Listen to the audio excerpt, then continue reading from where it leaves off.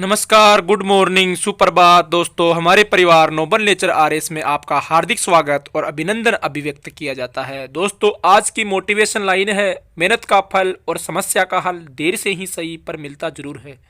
दोस्तों, मेहनत का फल और समस्या का हल देर से ही सही पर मिलता जरूर है। दोस्तों, मिलता जरूर है। इसलिए दोस्तों, मेहनत करते रहो, फल एक न एक रोज हमें जरूर मिलेगा। दोस्तों, आज मैं भी उसी आपकी श्रृंखला में लगातार लगा हुआ हूँ। दोस्तों, कभी न कभी मेहनत रंग लाएगी।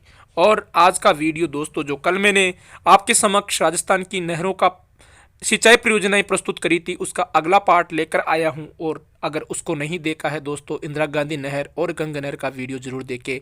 आज की पहली नहर है भाखड़ा नांगल परियोजना। भाखड़ा नांगल परियोजना दोस्तों सतलज नदी से निकाली गई है। राजस्थान, हरियाणा और पंजाब को यह संयुक्त परियोजना है और उद्देश्य है इसका बहुउद्देश्य सिंचाई, बिजली और मत्स्य पालन करना। उसके बाद की बात करूं, इसको बनाने का विचार सर्वप्रथम पंजाब के लेफ्टिनेंट गवर्नर लुइस डेल ने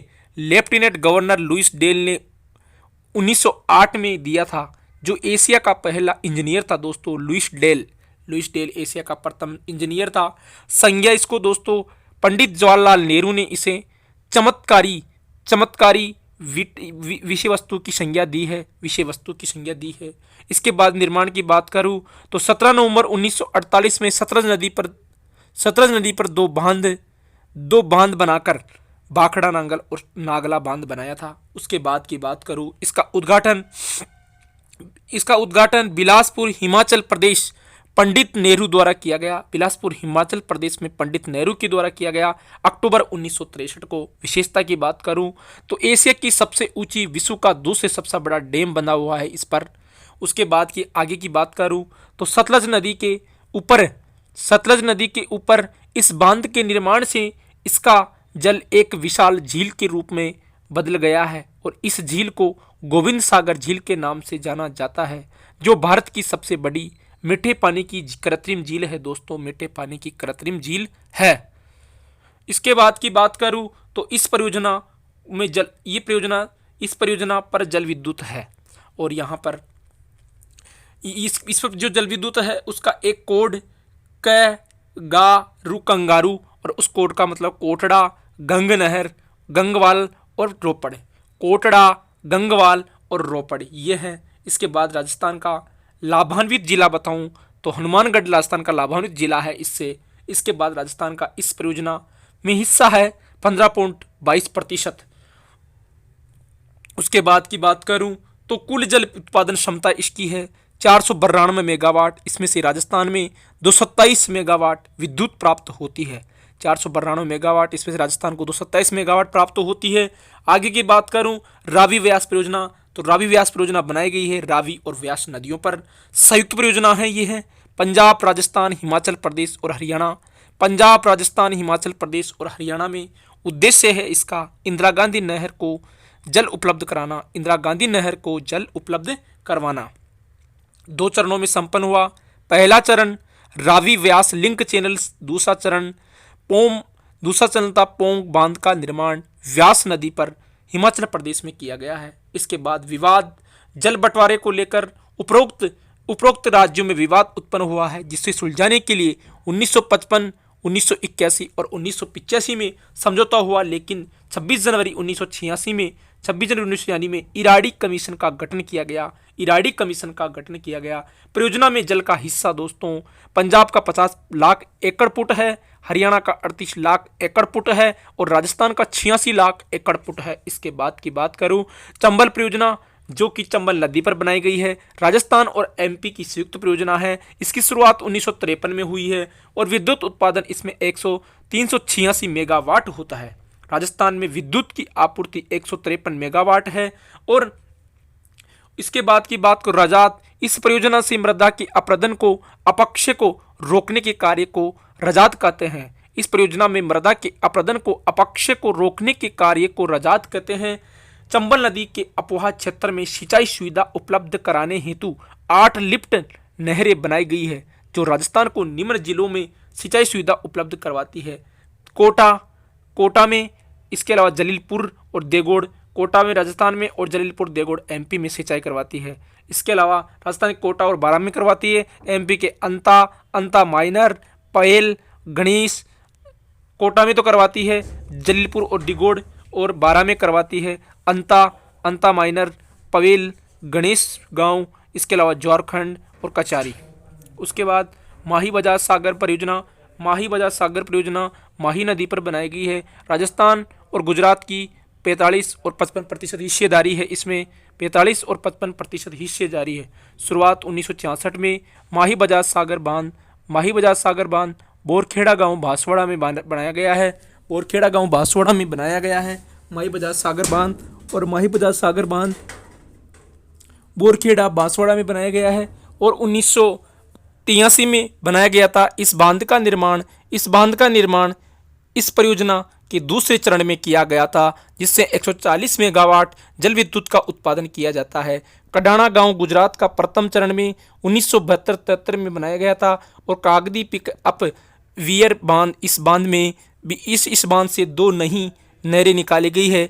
एक आनंदपुरी नहर जो कि बोई ओर से, जबकि एक सागवाड़ा नहर जो दाईं ओर से निकाली गई है। इन दोनों में डूंगरपुर को जल पहुंचाया जाता है। माही बजाज सागर से 100% विद्युत उत्पादन किया जाता है। इसके बाद में भरतपुर नहर, इसका उद्गम पश्चिमी यमुना की आगरा नहर से किया गया है। 1906 में भरतपुर नरेश द्वारा इसका निर्माण किया गया। 1963-64 निर्माण कार्य पूर्ण हुआ। इसका कुल लंबाई है इसकी 28 किलोमीटर, 16 किलोमीटर यूपी में और 12 किलोमीटर राजस्थान में भरतपुर से जलापूर्ति होती है। उसके बाद की बात करूं तो गुड़गांव नहर, और गुड़गांव नहर इसका यूपी के ओखला नामक स्थान से यमुना नदी से निकाली गई है। इसका निर्माण 1966 में हुआ और निर्माण कार्य पूर्ण 1985 में हुआ। कुल लंबाई इसकी 58 किलोमीटर है। जल आपूर्ति काम व डांग तहसील भरतपुर में होती है, कामा व डीग तहसील भरतपुर में होती है। परियोजना हरियाणा व राजस्थान की संयुक्त परियोजना है, हरियाणा और राजस्थान की संयुक्त परियोजना है। राजस्थान में प्रवेश भरतपुर जिले की कामा तहसील से जुरहरा गांव से प्रवेश करती है। अन्य नाम है इसका यमुना लिंक परियोजना, और मानसून काल में यमुना नदी के अतिरिक्त जल को उपयोग में लाया जाता है यहाँ पर। फिर आती है भीकबाई सागवाड़ा परियोजना, भीकबाई सागवाड़ा परियोजना। इसमें इसकी अनुमति केंद्रीय भूजल बोर्ड ने 2002 में दी थी। उद्गमता इसका माही नदी पर साइफन का निर्माण कर यह नहर निकाली गई। सिंचाई डूंगरपुर जिले में की जाती है। इसके बाद की बात करूं दोस्तों, एक नक्शा दिया गया है यहाँ पर।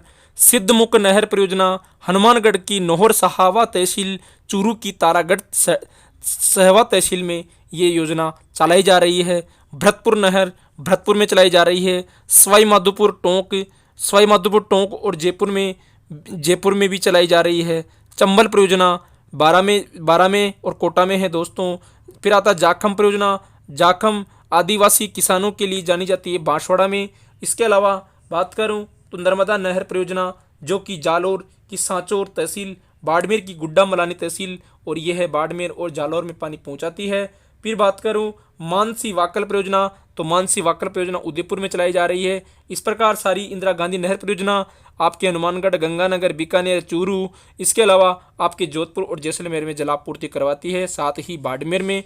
इसके बाद में नक्शा समझाने के बाद दोस्तों आगे बढ़ता हूँ, और आगे आपने विदित होगा कि आगे नर्मदा नहर परियोजना जालोर सांचौर तहसील, बाड़मेर और गुड्डा मलानी तहसील। इसके अलावा जाखम परियोजना आदिवासी बांसवाड़ा में। नर्मदा नहर परियोजना नर्मदा गुजरात के सरदार सरोवर डैम बनाकर वहां से निकाली गई है। संयुक्त परियोजना है महाराष्ट्र, गुजरात, राजस्थान और मध्य प्रदेश। आपको विदित होगा कि नर्मदा बचाओ आंदोलन भी चलाया गया था, नाना पाटेकर और कुछ लोगों ने मिलकर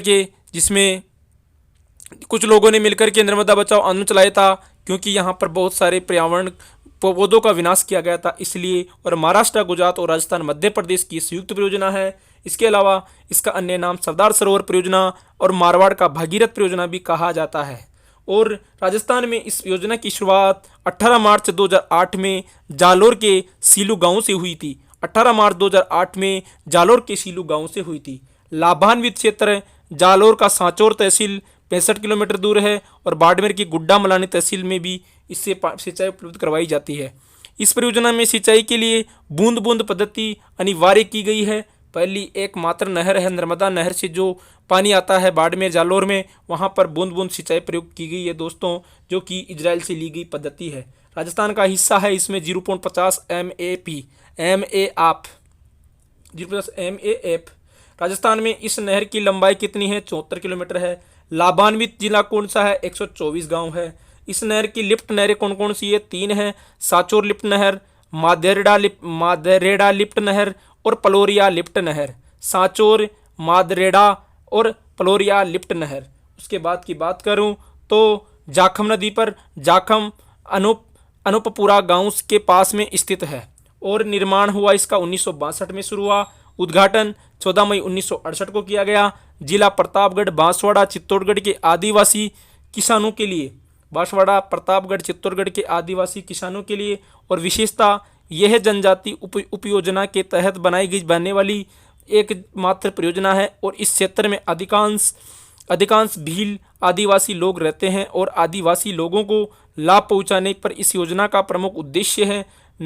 नागलिया बांध, जाखम बांध राजस्थान का सबसे ऊंचा बांध है। नागलिया बांध, जाखम बांध राजस्थान का सबसे ऊंचा बांध है। उसके बाद की बात करूं सुजलाम परियोजना, तो सुजलाम परियोजना बाड़मेर में खारे और मीठे पानी में बदलने के लिए इस परियोजना की शुरुआत की गई थी। बाड़मेर में खारे पानी को मीठे पानी में बदलने के लिए इस परियोजना को स्टार्ट किया गया था।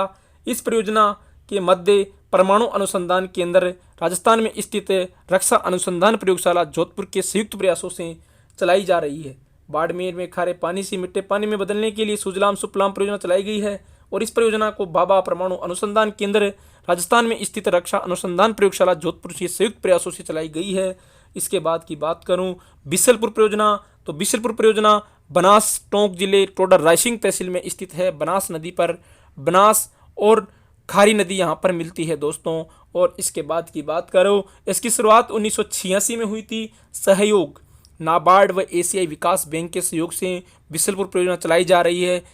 याद रखना दोस्तों, नाबार्ड और विश्व बैंक की सहायता से आपको विदित होगा। नाबार्ड ग्रामीण विकास को बढ़ावा देने के लिए नाबार्ड की स्थापना 1975 में हुई थी और इसका हेडक्वार्टर बम्बई में है। और एशियाई विकास बैंक की बात करूं तो इसकी स्थापना 1967 में हुई थी। इसके वर्तमान में 68 मेंबर है दोस्तों, उसमें से 48 एशिया के हैं और 19 अन्य देशों के भी है। इसके अलावा जो एशियाई विकास बैंक है इसका मुख्यालय आपको विदित होगा, इसका मुख्यालय बीजिंग में है और सर्वाधिक इसका शेयर चाइना का होता है, 2 नंबर पे जापान का होता है। ऐसे विकास बैंक के द्वारा भारत में बहुत सारी परियोजनाओं में पैसा खर्च किया जा रहा है। जैसे हाल ही में सड़क विकास को लेकर भी इसने कुछ पैसा इन्वेस्ट करने की बात कही है, स्पेशल महाराष्ट्र और बंगाल राज्य में। इसके बाद की बात करूं तो जो बनास पेयजल परियोजना है इसमें पेयजल जयपुर, अजमेर, टोंक और राजस्थान की सबसे बड़ी पेयजल परियोजना है यह है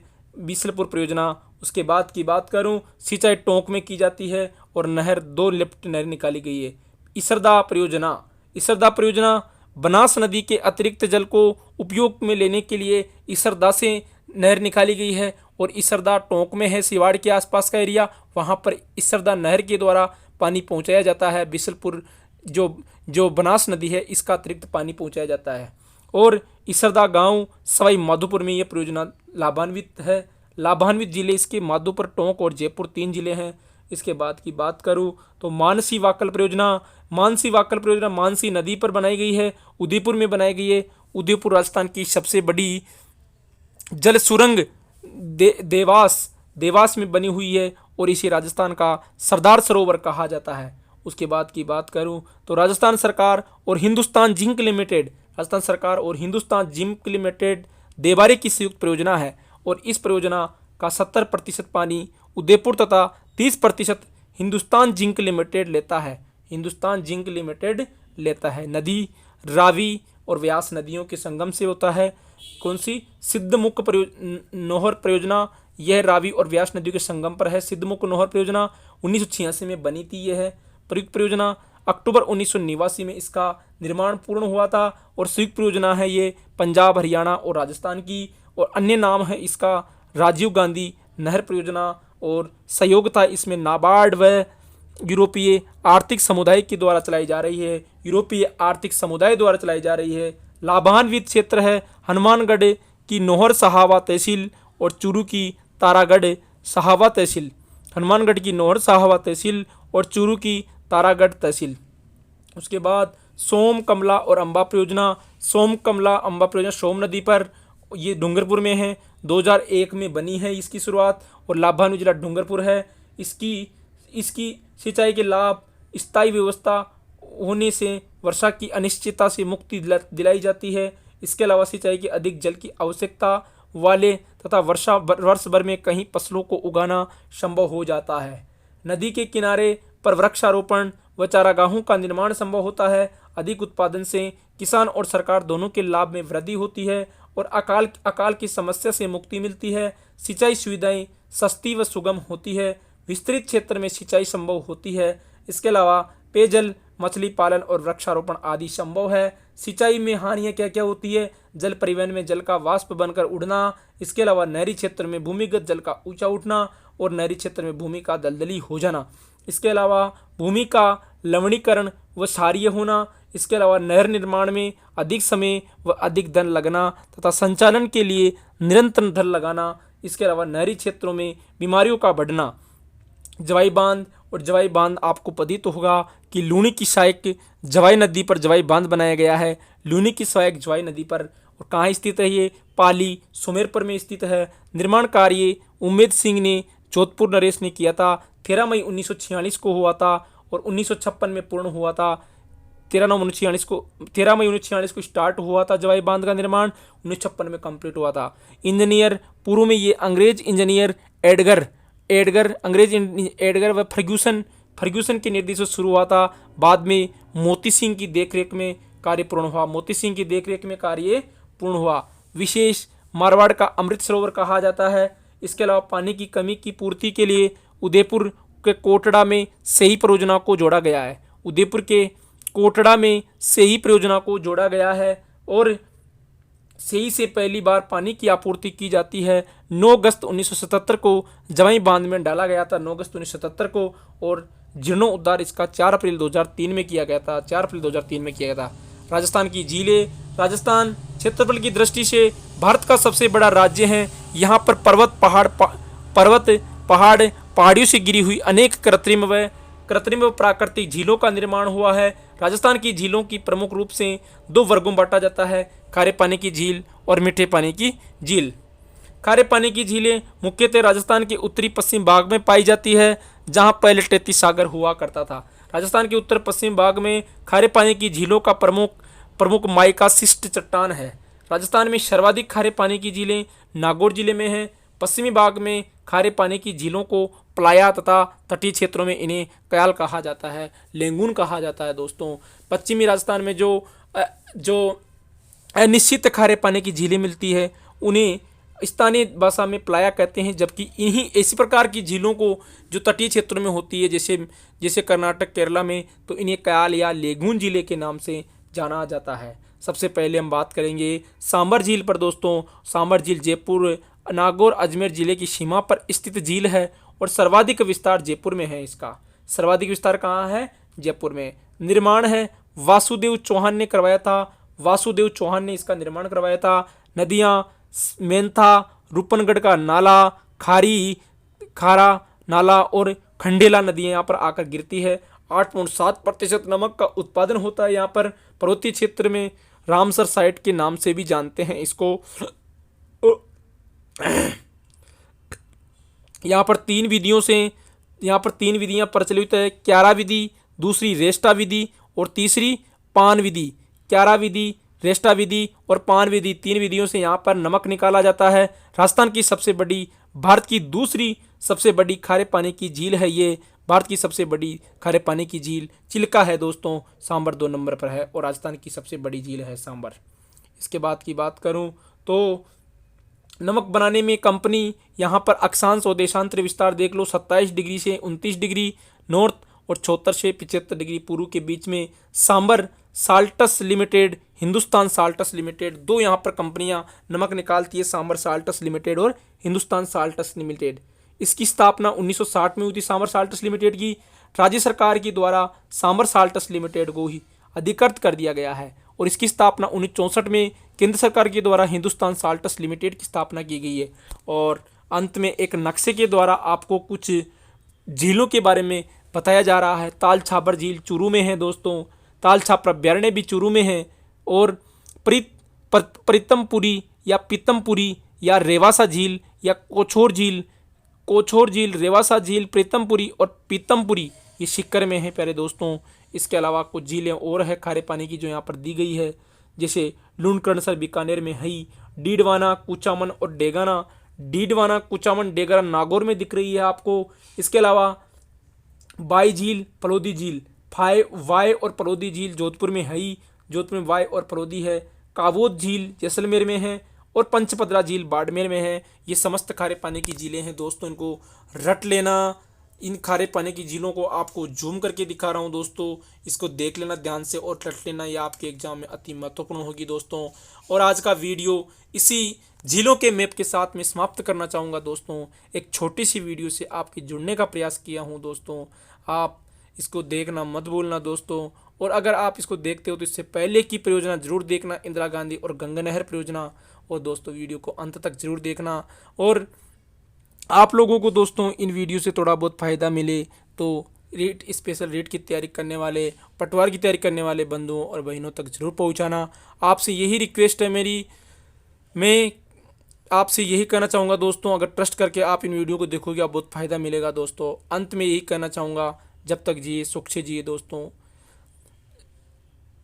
वरना इस दुनिया में न कुछ लेकर आए थे और ना लेकर जाएंगे। जय हिंद, जय भारत दोस्तों। कल मिलेंगे एक नए वीडियो के साथ।